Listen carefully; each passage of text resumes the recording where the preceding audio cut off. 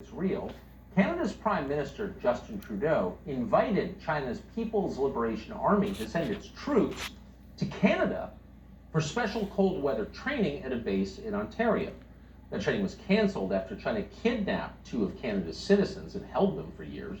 A top aide to the Prime Minister then complained about the cancellation to the Department of Defense in Canada. Quote, "Canada does not want to be the partner that is reducing normal bilateral interactions.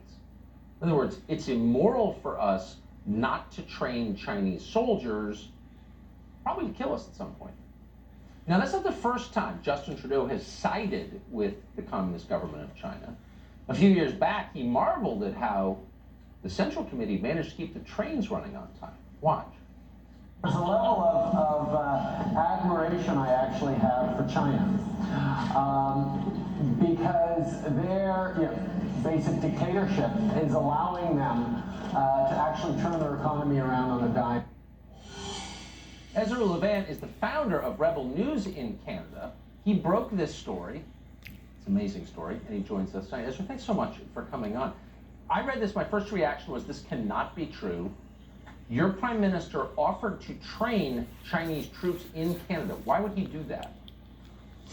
It's a shock to Canadians too. That cold weather warfare that you're referring to was just one of 18 different joint projects the Canadian Armed Forces had with the People's Liberation Army in 2019 alone.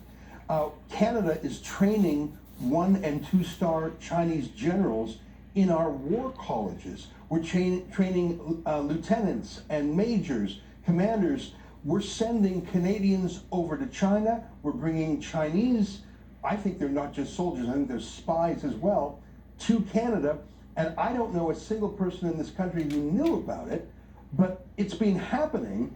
And we found out about it really by accident when the government sent me Freedom of Information documents and forgot to black them out, or maybe frankly someone inside the government wanted to blow the whistle on this incredibly upside down relationship. In those same memos you're talking about, Trudeau's office was supporting China and condemning the Trump administration. It was upside down, it was inverted morality. It's seeping all the way into our bureaucracy, our diplomacy, and they're trying to get the military on side too. I mean, with respect, we're Americans, so our concern is the United States. Canada is our biggest trading partner. We have the closest relationship with Canada of any country, obviously, in the world. This seems like an obvious threat to American national security. Does the Trump administration believe that, do you think? Well, in fact, in these memos, you can see that the Trump administration warned Canada that this winter warfare training would transfer knowledge to China that could be used. Now, they don't explain would it be used to take on Uyghurs in Xinjiang, Tibetans, to fight India in the Himalayas, or even to fight us.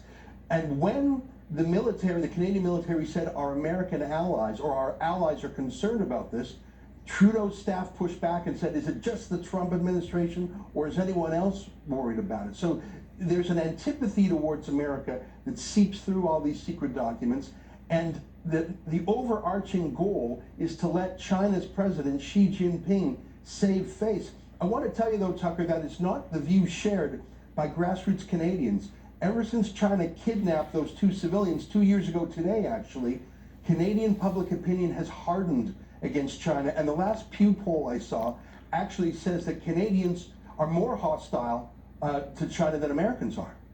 You have every reason to be.